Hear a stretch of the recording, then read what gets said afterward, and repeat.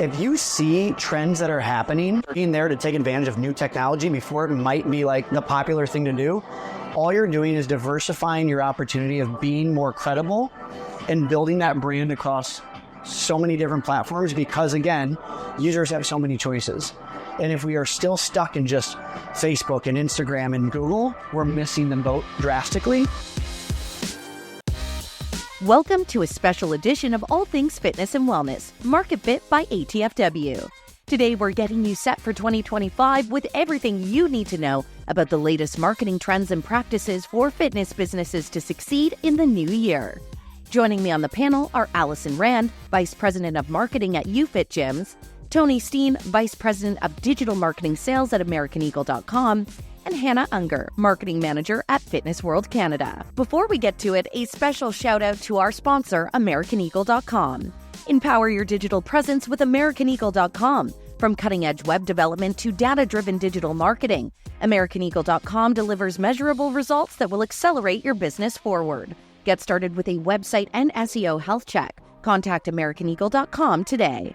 I'm your host, Chrissy Van, and this is ATFW. Well, I am so excited for another edition of MarketFit. And of course, this is brought to us by American Eagle, where we have Tony on site once again. So first of all, Tony, before we even dive in, I'm going to have you introduce yourself and let people know what you do at American Eagle, because I know you're a big help to a lot of gym operators. I try. Thanks, Chrissy. My name's Tony Stehn. I am the Vice President of Digital Marketing Sales at AmericanEagle.com. And as you mentioned, yes, I am extremely passionate about helping the fitness space and gym owners grasp the latest trends of marketing and really figure out the right mix of marketing to grow new members, maintain their current members, and certainly win back any past members that may have left. This conversation is so important because we're heading into 2025 where a lot of operators are looking to get their strategies well into place and rolling. And that's why we have Hannah and Allison joining us here. So Hannah, give us a little introduction to yourself and what you do at Fitness World. My name's Hannah. I'm the Senior Director of Marketing for Fitness World Canada. We have 17 locations around British Columbia. We're a high-value, low-cost gym with all the good stuff, all the amenities to help people on their fitness goals. So a very wide audience that we're marketing to. Yeah, I'm excited to talk about all things fitness marketing with these two. Well, exactly, because it is the season, as I say, where we really want to hone down. And I want to give a special thank you to Allison, who helped coordinate us here in this cabana at the Fitness Technology Summit, because that is why we've all united in one place here in Las Vegas. But tell me, Allison, you are one of the most hilariously active people I know on LinkedIn, just both personally and professionally. But I know that's not the only thing you're up to in a work day. Thank you for that. And thank you for having me. I am the Vice President of Marketing for YouFit Gyms.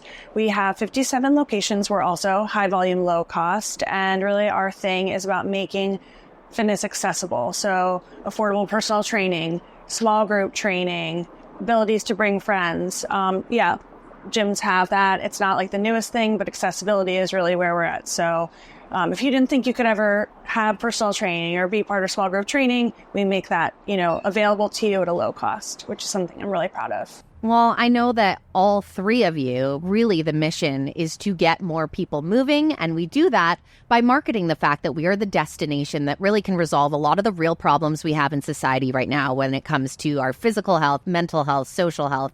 But the only way we're ever going to entice members is if you have the marketing strategy down pat. So heading into 2025, I know any conference that we attended this year, that hyper-personalization has been a huge topic of conversation. Wearable apps, you're starting to be able to know more and more about your members. So how can gyms effectively use that data collected, and what tools do you kind of utilize in your day-to-day to be able to target members effectively based on actually knowing them on a deeper level? And I'll kind of let whomever wants to kind of bite into that first. In doing some due diligence prior to this fun event that we're having right now, this podcast that we're doing right now, I was actually shocked by the fact that there's over 80% of gym goers, people who work out and care about moving and about their health and activity, are using wearables. They're literally wearing this technology on them to help determine how many steps they're taking in a day and the rings that they want to accomplish and their sleep rate and their, healthy consciousness of just the way of life that they're living. And I could not believe that number has grown to over 80%. And I think that there's some technologies out there that have integrated with this data to allow us to communicate with these guys and gals on a much more personalized basis. So being able to see somebody that is, 5,000 steps away from their goal, all of a sudden being able to push a notification to their watch or send them an email to remind them of a class that they love coming to that they weren't signed up for today. Like, how powerful is that? It's like, Big Brother's always watching. Yes. So I thought that was really cool. I think there's a lot of opportunities to be able to leverage that technology that does integrate with your Apple Watch, that does integrate with your Apple Health, your Fitbit, and really be able to personalize that messaging to those users that way. Well, I 100% agree. And to kind of throw it over to boots on the ground, because I interviewed Pete Moore from Integrity Square not too long ago. And within the conversation, he was like, think of when you go to a luxury hotel. Before you get there, they tend to know what amenity do you want in your room. They know certain types of days, maybe you're the person that needs 3 robes. And they have the ability to collect this data about their people and utilize it well.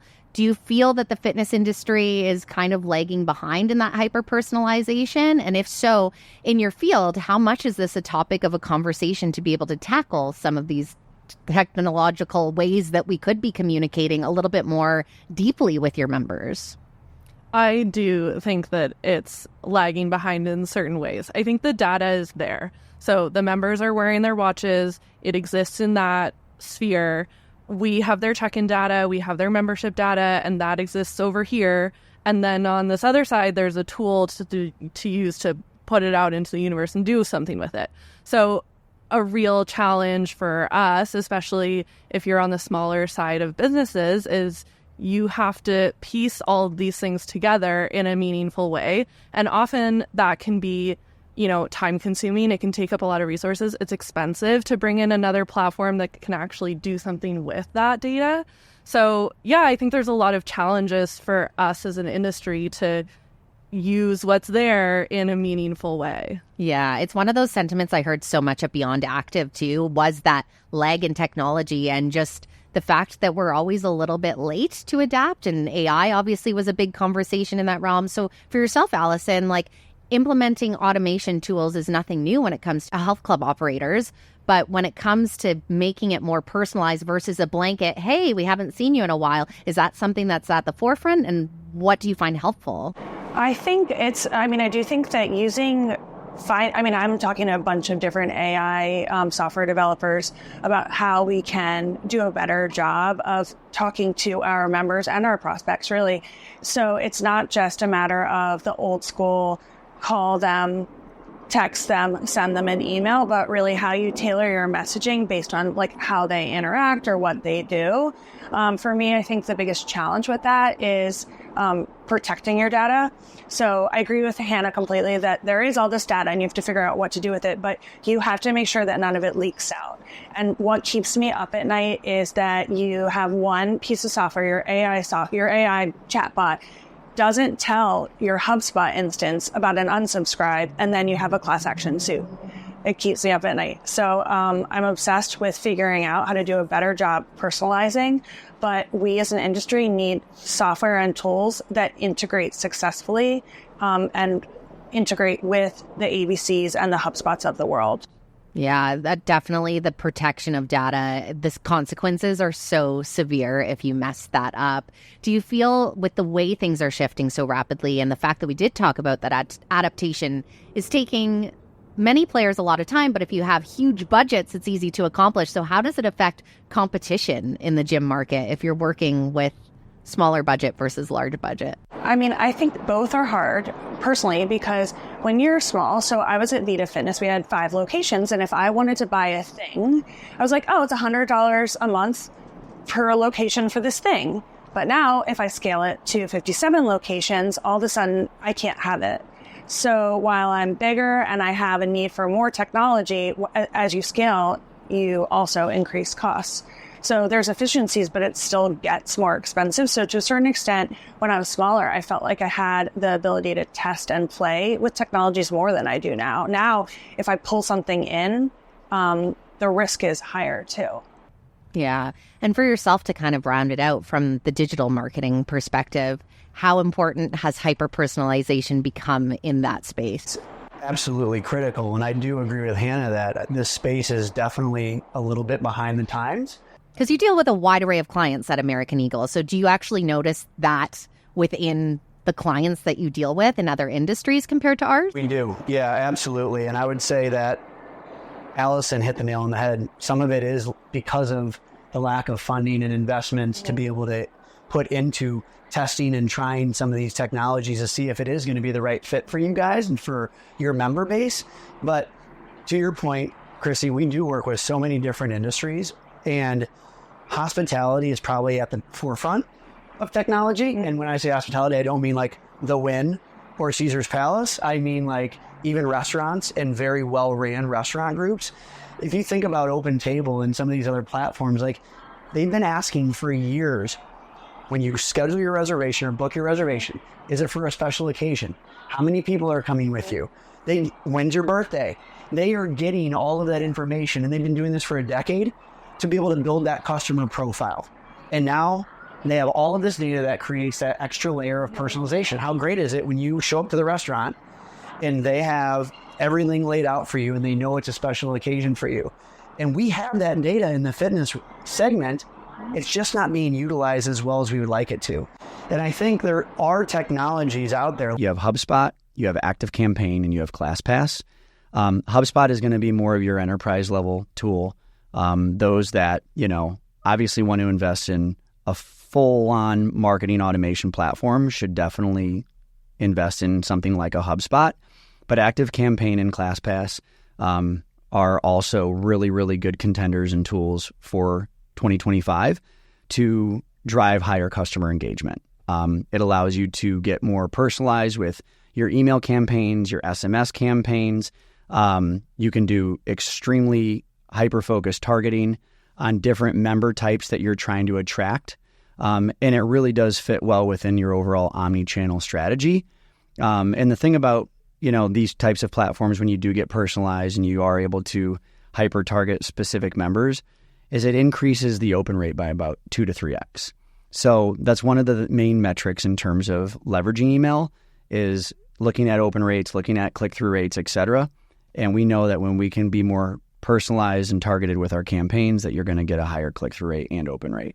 Well, and I think to just round out this part of the segment, it's the constant sentiment that not only are you value adding for your current members, but when you look at Gen Zs, there's an expectation there. They are looking for that personalized experience. And with a lot of these tools and new technologies, especially coming up in AI, I remember one of the recent conversations was that before there would be technologies that were implemented in so much conversation about how much is this going to cost, and you didn't necessarily know what the ROI was going to be. Whereas now I think it's becoming very real and very obvious that yes, there may be a significant upfront cost, but the cost of not doing it that way may end up far greater in a very short span of years when you have competitors that are able to leverage. And hopefully on that front, there's more and more competitors that enter the software market, and ultimately then there's more options for different budgets, different gyms. But 2025, personalization's the name of the game. I think Tony will probably have a lot to say about this, but we've been talking at work a lot about how nobody checks their email.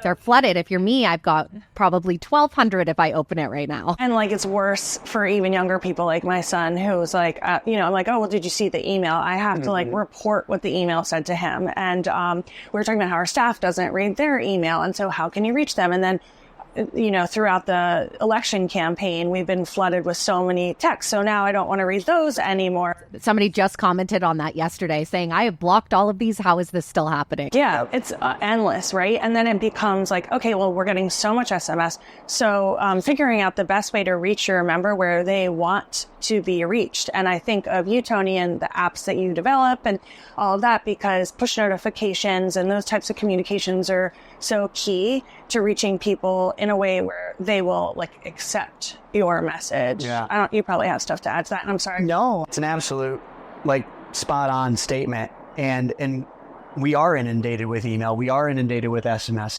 At the same time, though, I go through my Instagram feed and I'm inundated with like direct messages on Instagram. And sometimes it's from people I want to be messaged by, and a lot of times it's not. So I feel like it's everywhere you go. True. No matter where you look, you're getting inundated with content. But the content that matters is the content that's going to stop you from scrolling. And it's going to stop you in your... And that's why if I was to receive a text message from somebody who I have programmed in my phone, or this might be Allison Rand, who is my group fitness instructor, asking me why I didn't show up to class today, that's a really great moment and something that's going to get me to stop and take action and respond and be like, oh yeah, I missed class today. What was I thinking? Right? So I do think it comes back to quality. The conversation continues, but first, a thank you to our sponsor. Invest in digital marketing strategies that actually work and maximize engagement with your members. Rely on the team at AmericanEagle.com to drive real results for your business.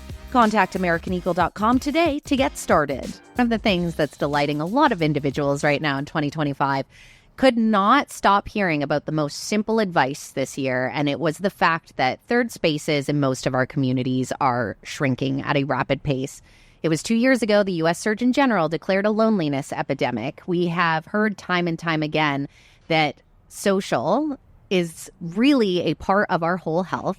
And health clubs are a destination where people have the opportunity to get social. But there's this shift now that's happening where a lot of gyms are putting out DJ nights, or the Run Club is modern dating. Whether you like it or not, people don't like to be on the apps. It's where people are meeting people. So my question, and maybe we'll kick it off over here, knowing that this trend is only going to grow, especially with your Gen Zers, where this is prime opportunity for them to be able to gather. They're not drinking as much. It's not happening in the bars. How are you pivoting your marketing strategies to really attract and retain more members from the perspective of being a social hub, not just I get in, I get my workout, I get out? From my perspective, when I think about marketing, I think about digital campaigns. And where we've really gone is in terms of all of our meta is really UGC content. And so we test all the different types of messages. And I think I told you the story, so if I did, I hate me. But my content agency wanted to test the loneliness, and I didn't want to do it because I didn't think that it would fly. But I'm like, whatever, we test so many pieces of content every month anyway. And it did really perform. And we really did learn that conversation in terms of it's UGC style. So the person's like, oh, I never knew that, da, da, da, da.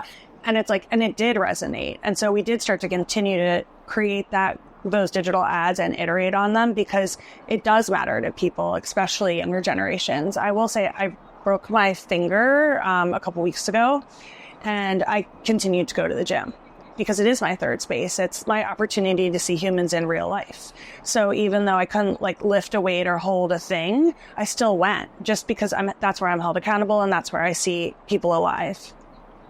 Sounds really sad. No, my family's it's fine. It's actually really true for a lot of individuals, right? But that's where I'm like, the fitness industry has this incredible opportunity to market themselves as such, because that conversation is so powerful. Yeah, and I think there's so many events that you can do, and it can also be pretty daunting to put on an event. There's a lot that goes into it. So I think just for, my team, and what we try to do is just start small with one thing at one club on one day, and just see if it works and just see if it resonates with people, and then go from there, and you can kind of scale it that way. But yeah, starting small, and then, like you said, getting that content out of it, putting that on social, because people always want to go to something once they've seen kind of what it's like. So if they see a video of a prior smaller event and they think that that's cool, then they'll come to it. Once you put a lot more behind it. I'll just throw this out really quick. We recently made our small group training available to a lower membership tier, because we do understand the value of getting your members engaged in something where you're together. Also something that feels like a high quality ticket item, like small group training with a personal trainer, at such a low cost. But we really did it mostly just to get people engaged and those are the people that are talking to each other. They're exchanging plumbers, hairdressers. Where were you yesterday? They are retaining each other for you in the classroom. You're right. Putting an event on that's why there's event planners. It's a full-time job.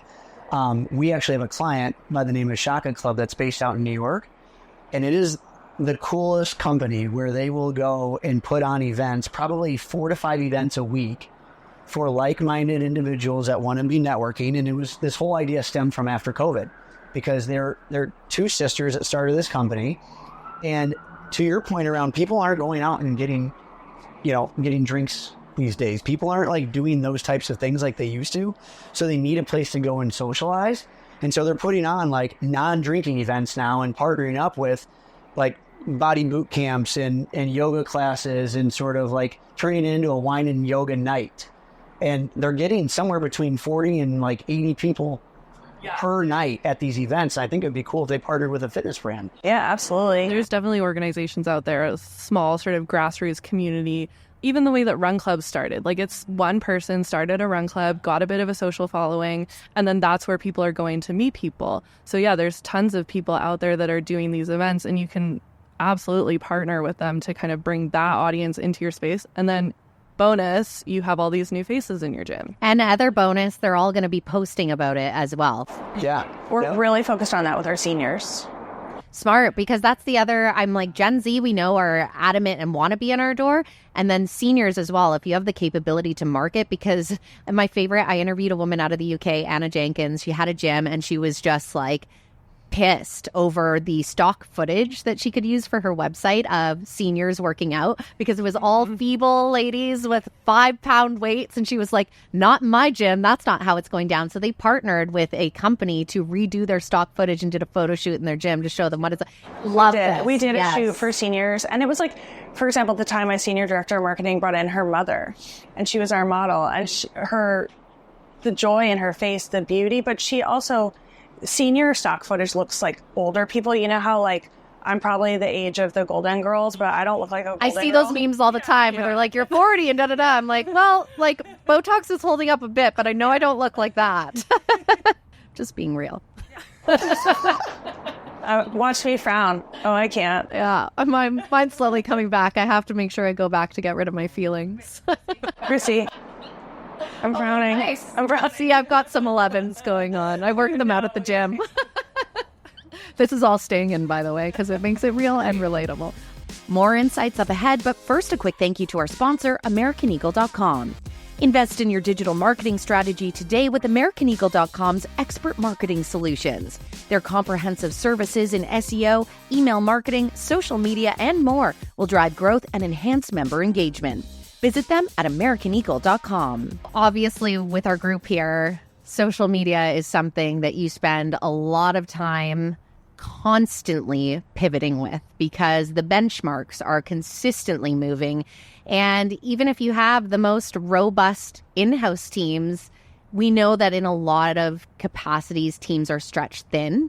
And so you're trying to execute, and then at the same time, the world's evolving around you, and what you're executing might not even be the best thing at this time. So heading into 2025, we want to be future forward thinking. That's why I'm happy to have you as well, Tony, because I know you're working with clients all the time to really, you have full teams at American Eagle that are staying on the pulse of everything that's shifting in these spaces. So first of all, let's talk a little bit about TikTok and Instagram Reels when it comes to visibility. What are the best methods? You know, social media is continuing to become a very hot topic in 2024 and into 2025, and everyone is trying to figure out the best ways to leverage social, knowing that platforms like TikTok, Snapchat, and of course Meta are taking a big part of the overall market share now when it comes to search.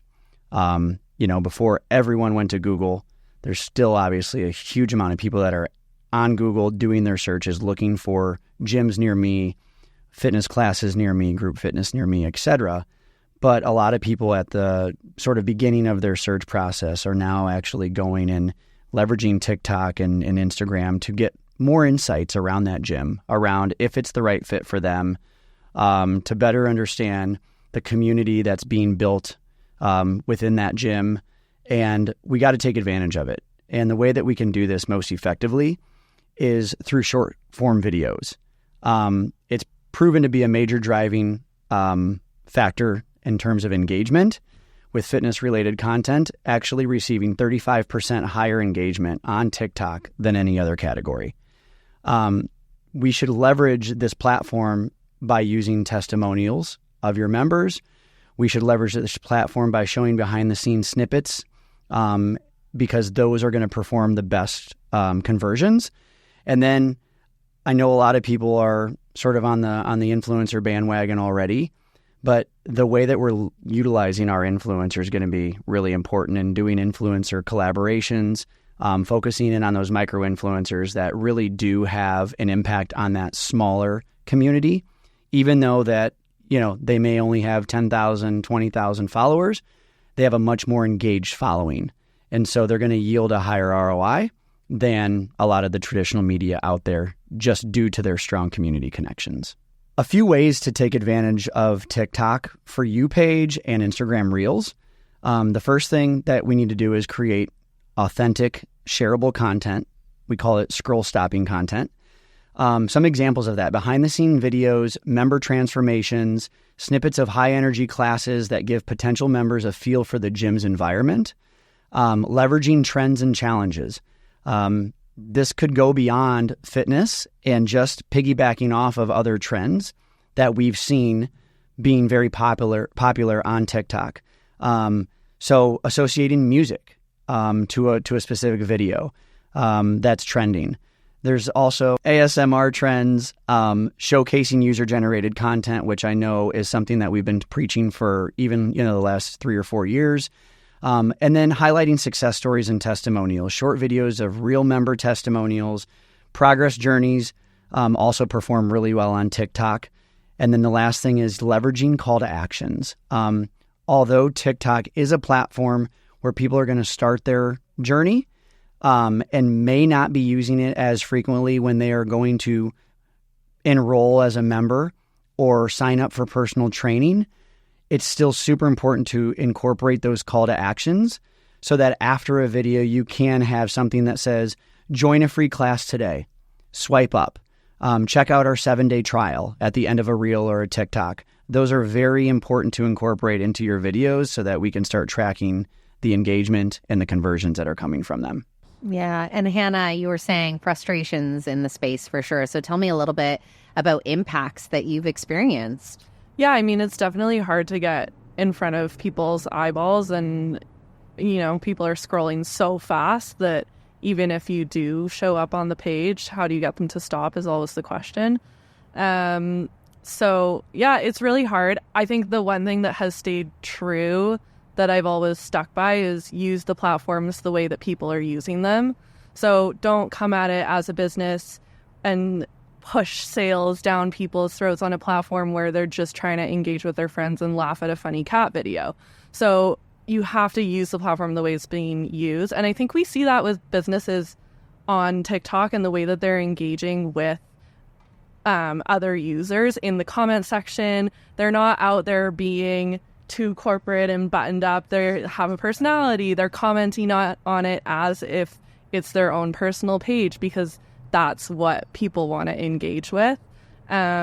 So that would be, that's my one tip to kind of stay sane through all of this and navigate all the changes. Can you think of a couple accounts that do this well? Like I think of Duolingo is one that pops in my head that does it awesome. I mean, why are we talking about Nutter Butter all day?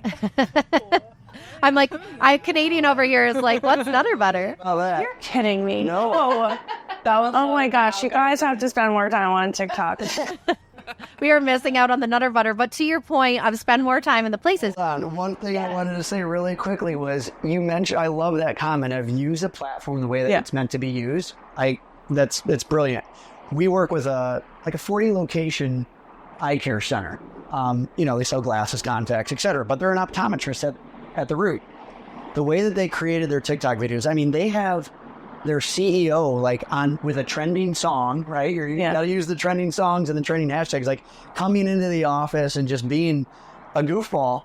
And the amount of engagement and the amount of people that are sharing this has now helped grow this brand in a way that has nothing to do with eye care. But that name is going to be remembered when people are looking at where they're going to go buy their next pair of glasses. Yeah, well, and if you think of the demographic that's on TikTok, obviously there's a wide breadth, but they're the ones that A, are going to be coming up and spending the dollars, and B, if it's a completely disingenuous account, They have no interest in core. In fact, that's the antithesis to getting somebody in your door. So to your point, like exactly that. You want to see the goofy corporate guy that's unbuttoned down and doing the things, maybe a little dance in there. Although I feel as though people are way more creative at this point. And to your point, Allison, creativity is a massive part of what you do in regards to testing content and putting pieces out there. So kind of leveraging off of that, tell me, because you said we do a lot, what does that actually look like? And because of what you've tested, what are the trends that you're seeing heading into 2025 that will really resonate when it comes to video content? So we spend a lot of time looking at thumb stop ratio, right? So you're looking at how long someone does exactly what you said, which is put their finger down and stop the or whatever. Scroll. Yeah. Scroll stop. So thumb stop ratio, looking at the more likely that, the more longer you can get them to watch, the more you have them. We're also spending a lot of time thinking about how authenticity plays into it. So telling the true story, right? And not trying to be like full of crap. And then we do test several creatives, right? So we might make like 20 creatives in a month, and then you pull them in, and then what does well, you iterate on to improve things that you thought would do well but didn't do well. You can also iterate on, right? Like, well, why didn't that do well? So, but what does well on Instagram doesn't do well on TikTok, but what does well on TikTok does well on Instagram. So if you're thinking about your budget and how much content you can create, and you're trying to feed both beasts, you might think TikTok first, because if you test it on TikTok and it works, you can then move it to Instagram, but you can't do vice versa. Because it's always been behind. Like, basically, that was always the joke. If you were a non-TikToker, it's like, wait 3 weeks and it'll come to you kind of thing. So it makes a lot of sense. If you're going backwards, it doesn't work out. You deal with a huge client base. How much video content should health club operators be creating? What does this look like? Because video content's a big beast to tackle versus before, not that long ago, you could have a bunch of photo shoots and schedule it and off you went. Yeah. I would say it also depends on the platform. TikTok, you need a lot more video content than you will on Instagram, right? And especially if you're trying to build up your organic presence on TikTok. Right now, they say that, if you don't have 3 to 5 posts a day of some form of video content, you're not going to be relevant. And that's specifically for TikTok, right? I think, to Allison's point, you should start there, because then you can repurpose that content on Reels and on YouTube Shorts. So you're getting more bang for your buck in that regard. But the answer is you can never produce enough video content right now. It's also what Google's favoring on anything that they're doing as well, in terms of adding motion to your dynamic display ads and things along those lines. So this content should be repurposed as many ways as you can, because it's the only way that you're going to be able to really get the most bang for your buck. And just one more thing to add is kind of going back to what I said about authenticity, but also leaning on what you're saying, is that it has to look like a reel. The UGC it has to really look like UGC. Like, even at the heart of our best UGC, my son will look at it and he'll go, but that's an ad. Yep. And I'm like, their filter's so high. So like, it has to look, there could be a mistake. Like, let there be imperfections. The sizzle reel that you shot 5 years ago of your gym that your owner was so proud of. The fly through. You can put that in the drawer. Like, nobody wants that. Your thumb stop ratio is gonna plummet. Like, you need to be having people talk to the camera from the, parking lot in their car, saying, part 1, About to get sweaty. Part 2. You're like crying from leg day in my car. And the good thing about that is that is cheaper to create, right? Like, when we all made our fancy sizzle reels that we were so proud of. Exactly. Or you had the drone in the gym flying over the, treadmills and all of that stuff. Like, that was expensive. But an iPhone and a really smart social media producer or freelancer can create this for you often. Well, and Tony, to kind of round it out, because we are heading into 2025, what dominating trends do you think we will see in social media? Or what are you hearing from clients where things need to be prioritized? I don't know if it's dominating, but I do think it's a miss in the sense that when video content is created, when you do scroll by, a high intensity class with music pounding and you're able to see that like this is like the real class that's going on inside, a YouFit gyms or a Fitness World gym, and I can relate to this. How do I sign up? And that call to action is missing. Like, swipe up to join now, and I swipe up and it takes me right to the join now page and I become a member. Like, that call to action I feel like is missing, because what we are so focused on is incorporating our hashtags, making sure that the video has the right content on it, make sure that there's a trending song going, associated to it. So we're kind of executing on like 80% of it, but that last 20% is so critical to be able to get that action to be taken by that user. A high value 20. The conversation continues, but first a thank you to our sponsor. Outperform your competition with a digital marketing strategy from AmericanEagle.com. Contact AmericanEagle.com, a digital agency, to explore how a local SEO strategy, email marketing program, and social media strategy can drive real results for your business. So as we round out looking at our trends heading into 2025, one thing that we have to address are emerging platforms. And the thing that's fascinating, as we were kind of just speaking offline here, is that some of these emerging platforms also aren't a stranger. They have just decided to make a bit of a comeback, which, depending on, to our point much earlier in the conversation of how much a team is able to be on the pulse when you are dealing with TikTok, YouTube Shorts, Instagram, pivots all the time with Meta, doing your Google ads, all of a sudden you have a player like Snapchat reemerge into the equation. So first of all, I don't know who wants to bite into this, but who is playing in there, first of all, and why is there, or why do you feel there's been such a resurgence in the Snapchat platform as a valuable advertising tool? I would say the resurgence did not necessarily stem from the way that businesses are using it as an advertising tool. Well, like as of a year ago, you couldn't target.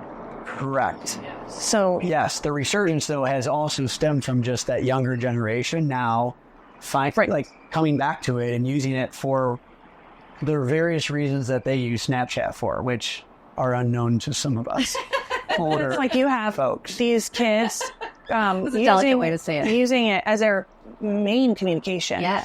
I'm outside of my nephew's dorm trying to get him to come buzz us in. He doesn't answer my text, my email, my call. So I say, no, I send Snapchat him. He comes right down. Wow. And so you have that, I think, cascading into elevated tracking tools. Like they've become better at offering advertisers what we need. So that's, I think, how it's like.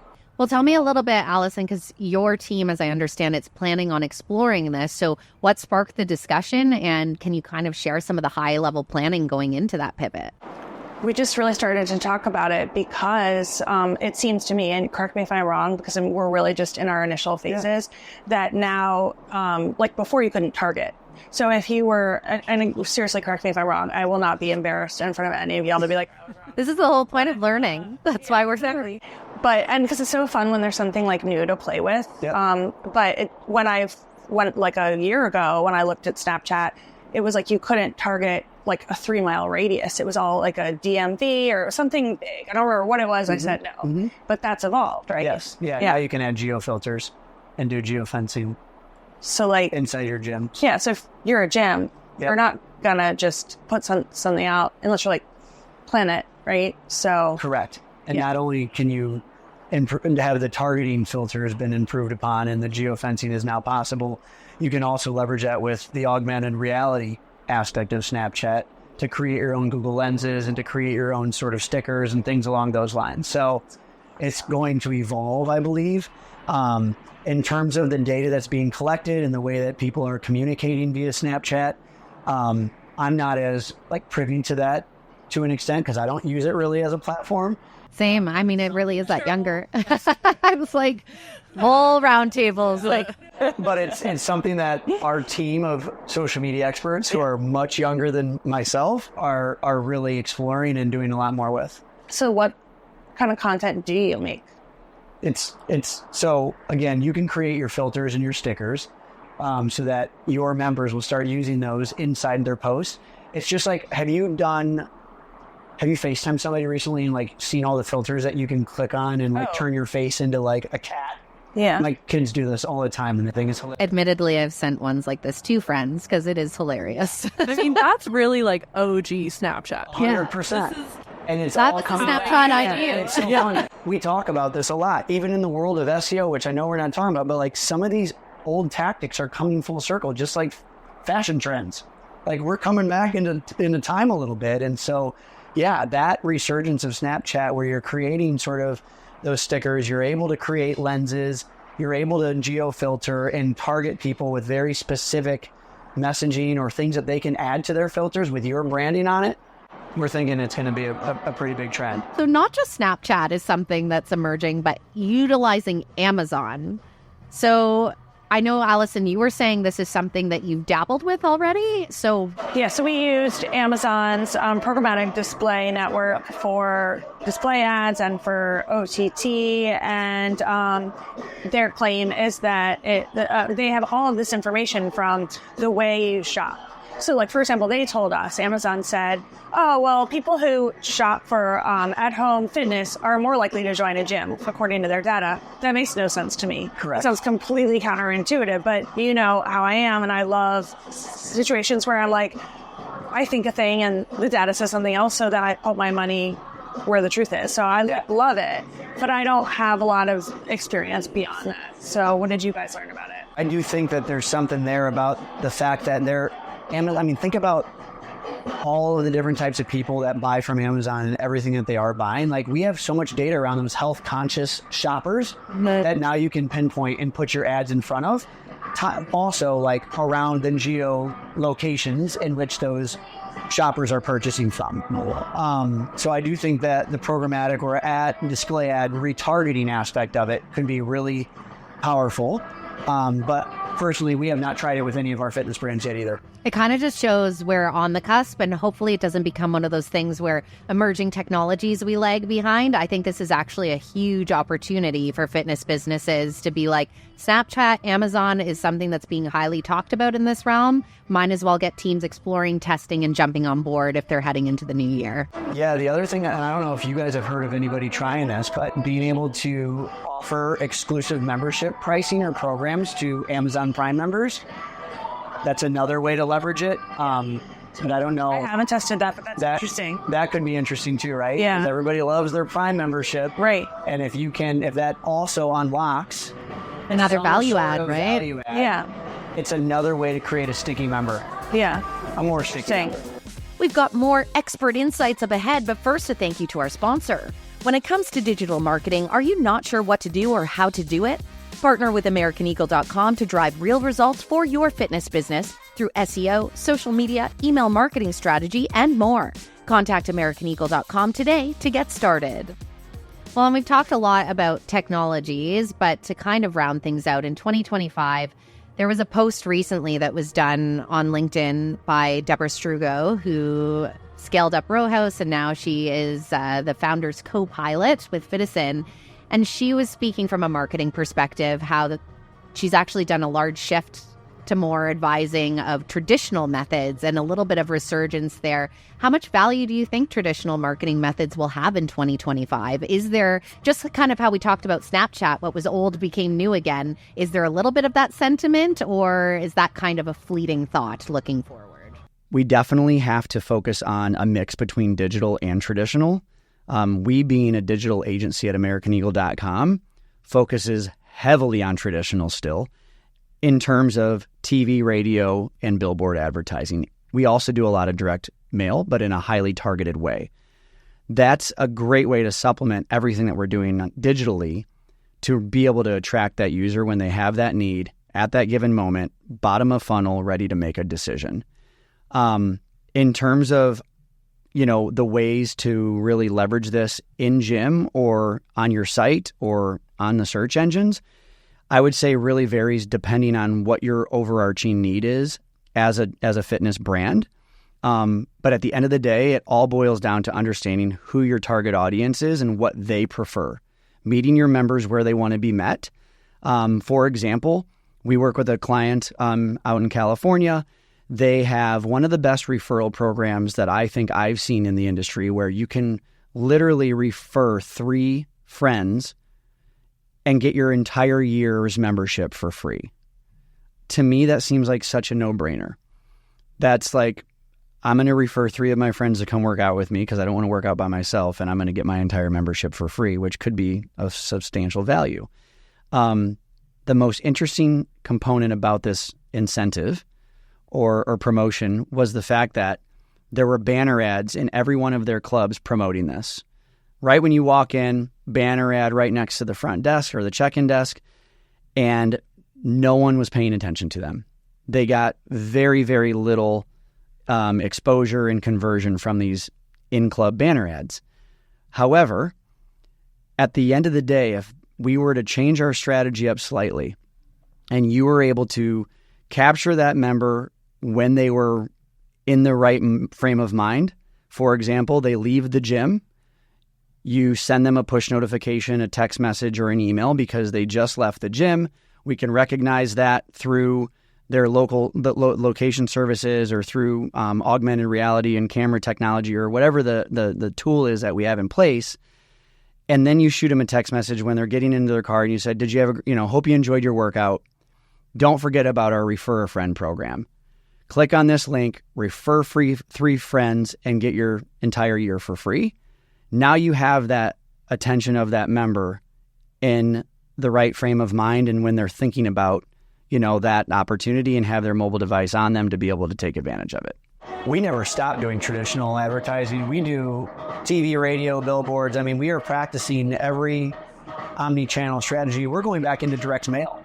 Yeah, actually, we've partnered with some companies to do more direct mail for our clients. So we're actually taking it one step further, but it's very high quality. So account-based marketing type stuff, for example, we'll send out a fire extinguisher to a handful of prospects that we want to engage with, and they will be branded for that prospect, and it will have something along the lines of, is your website a dumpster fire, because we can put it out. Cute. I love that. It's a way, people aren't receiving piles and piles of direct mail anymore, especially like the C-suite. And so if you can be very specific with your direct mail or sort of ABM strategy, I think it's going to go a long way. Yeah, something like that, a little bit more difficult to execute for a high-value, low-cost gym, but maybe gets the wheels turning on how to pivot. Well, and I think to your point about like resurging platforms and technology, the QR code made like a good attempt and then died and then came back with COVID. So, you can use all of the traditional media platforms like bus shelters and direct mail and all these things, and it doesn't hurt to stick a QR code on it that goes to a really specific landing page with a funnel into your system. So, you can merge the two things together and still get some data out of it.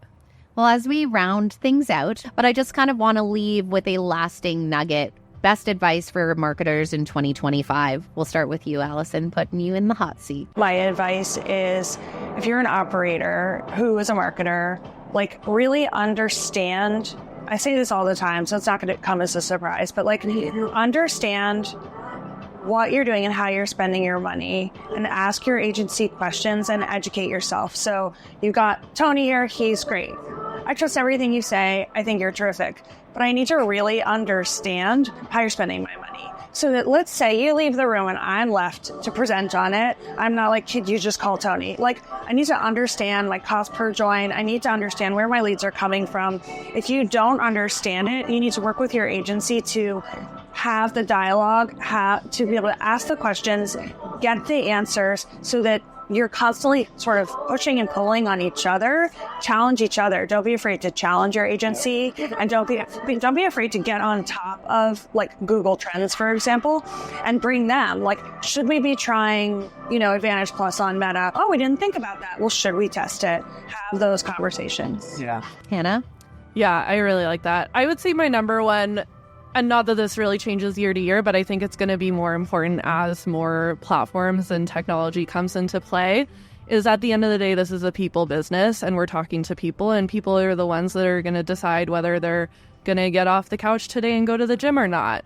And so you can use all of your different tactics and tools and everything in your tool belt to get in front of that person, whether digitally or out in the real world. But at the end of the day, your content has to still speak to that person.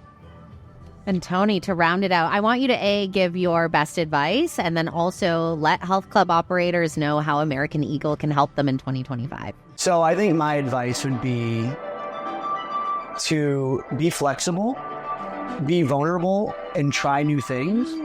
And I think also, don't overthink it. Like, I'm going to steal it from Anna again. Use platforms the way that they're supposed to be used. But at the same time, if you see trends that are happening in certain areas or taking advantage of being there to take advantage of new technology before it might be like the popular thing to do, all you're doing is diversifying your opportunity of being more credible and building that brand across so many different platforms because, again, users have so many choices. And if we are still stuck in just Facebook and Instagram and Google, we're missing them both drastically. And everything's constantly changing. So if you're not flexible and you're not keeping up, you're going to fall behind really quickly. And we all know how hard it is to catch up once you guys get behind. So maybe they need a little help. So yes, if they do need help, or gym owners need help with any of their marketing or member engagement needs, they can definitely call AmericanEagle.com and we can put a good team in place and start working with you and identifying your goals and figuring out where we can help.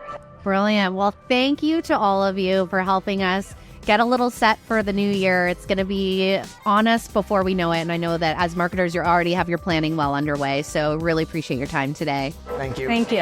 Thanks for having us. You've just listened to a special edition of the All Things Fitness and Wellness podcast, MarketFit by ATFW, hosted by Chrissy Van. This episode was brought to you by AmericanEagle.com. Discover how AmericanEagle.com's web development and digital marketing services have been the ultimate game changer for leading brands in the fitness industry. Looking to drive more revenue? Contact AmericanEagle.com today.